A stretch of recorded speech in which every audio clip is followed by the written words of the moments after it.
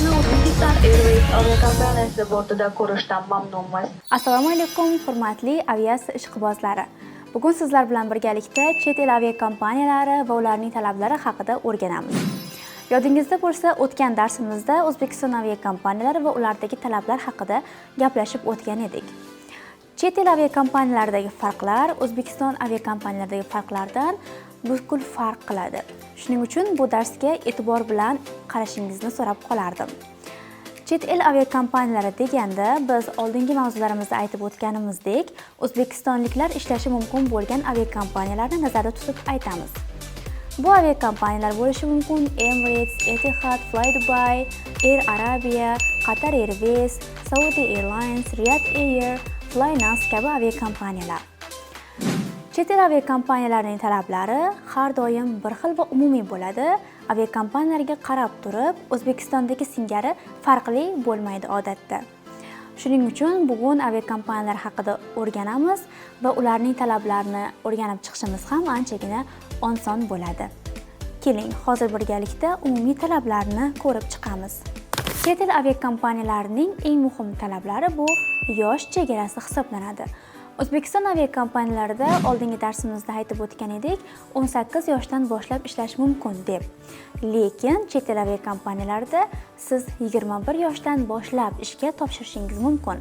Buning sababi chet el, ya'ni arab aviakompaniyalarida passajirlarga, ya'ni yo'lovchilarga alkogol taqdim qilish huquqini beruvchi, ya'ni litsenziyasi 21 yoshdan hisoblanadi.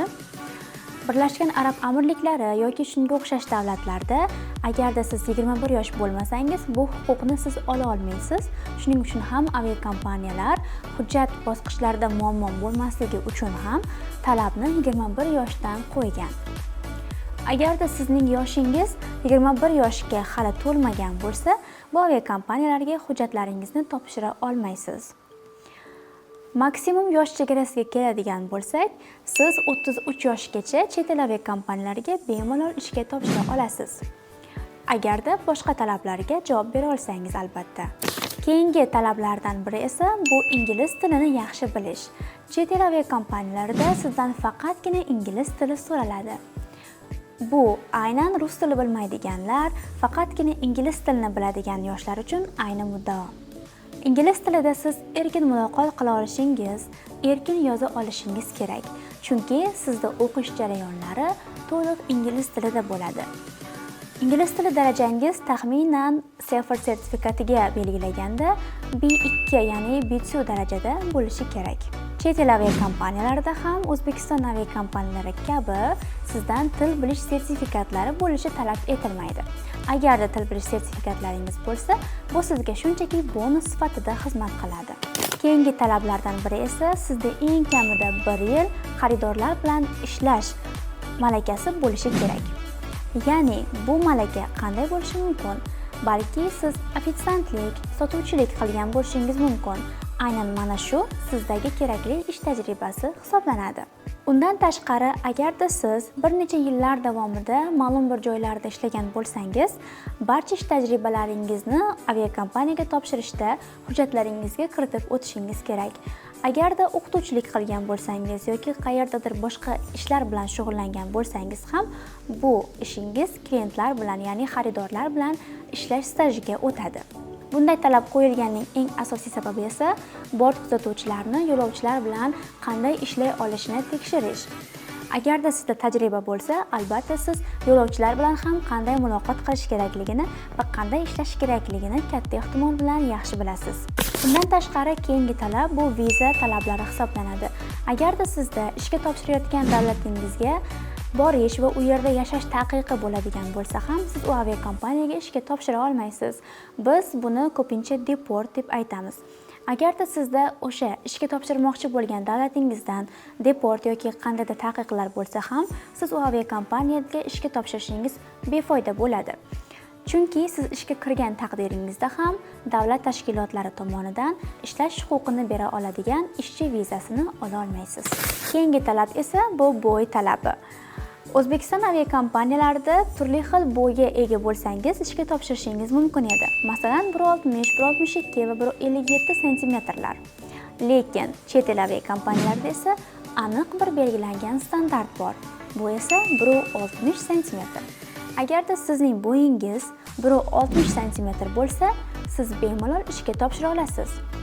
Shuningdek, sizning qo'lingiz oyoq uchida turganingizda 212 cm ga yetishi kerak.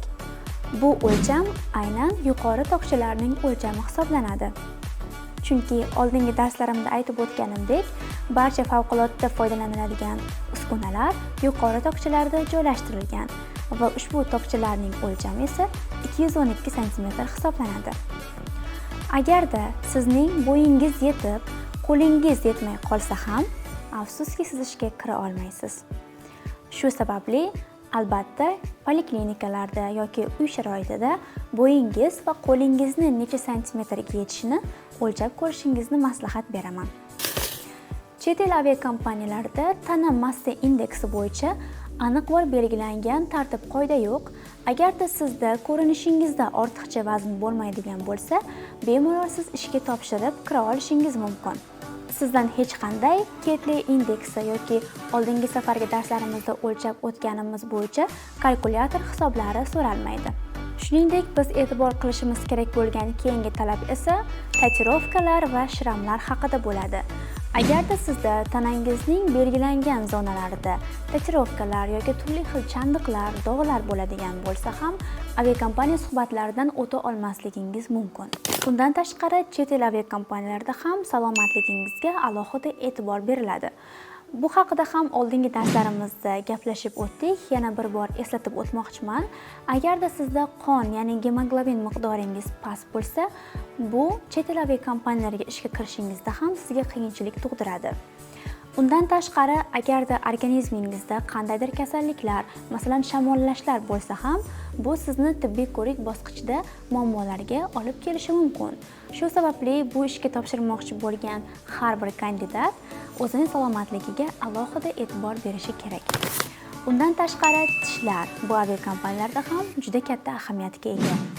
Oldin aytib o'tganimdek, tishlaringiz tekis, kulganingizda ortiqcha narsalar ko'rinmaydigan holatda va davolangan holatda bo'lishi kerak.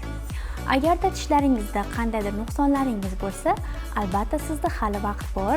Imtihonga topshiradigan paytingizgacha bemalol davolab olish imkoniyatini qilsangiz bo'ladi. Navbatdagi talab esa aviakompaniyalar joylashgan hududda yashay olish imkoniyati.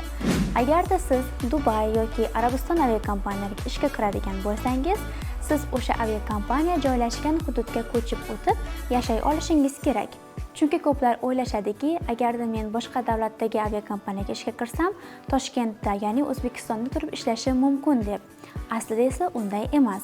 Agarda siz Birlashgan Arab Amirligi aviakompaniyalariga ishga kirsangiz, masalan Emiratesga, siz Dubayga ko'chib o'tishingiz kerak. Bu haqida ham oldingi darslarimizda gaplashib o'tganmiz. Aviakompaniya barcha xarajatlarni o'zi hisobidan qoplab beradi. Ya'ni sizga bilet pullari va yashash joylarini aviakompaniya to'liq to'lab beradi. Faqatgina sizdan talab etiladigan narsa esa aviakompaniyaning o'qishlarini yaxshi baholarga tugatib, aviakompaniyaga yaxshi xizmat ko'rsatish bo'ladi. Ushbu chet el aviakompaniyalari qaysi deb so'raydigan bo'lsangiz, ular Emirates, Etihad, Birlashgan Arab Amirliklarida joylashgan va undan tashqari Fly Dubai, Air Arabia kabi aviakompaniyalar hisoblanadi. Bu aviakompaniyalar o'rtasida faqatgina Air Arabia aviakompaniyasi 20 yoshdan boshlab ishga qabul qiladi.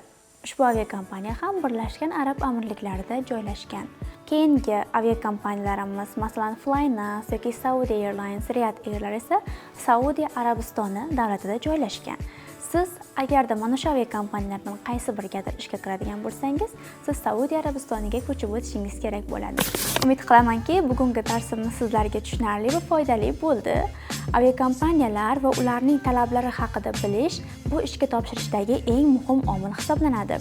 Siz talablarni bilmasdan turib, aviakompaniyalarga to'g'ri hujjatlaringizni topshira olmaysiz. Shuning uchun umid qilamanki, bugungi darsimiz sizga foydali bo'ldi. Keyingi darslarimizda esa aynan qanday qilib hujjatlar tayyorlash va hujjat topshirish haqida gaplashamiz.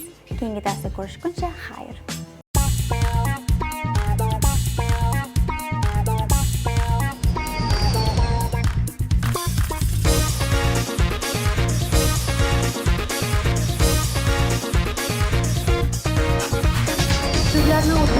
Airways aviakompaniyasi bortida ko'rishdan mamnunmiz.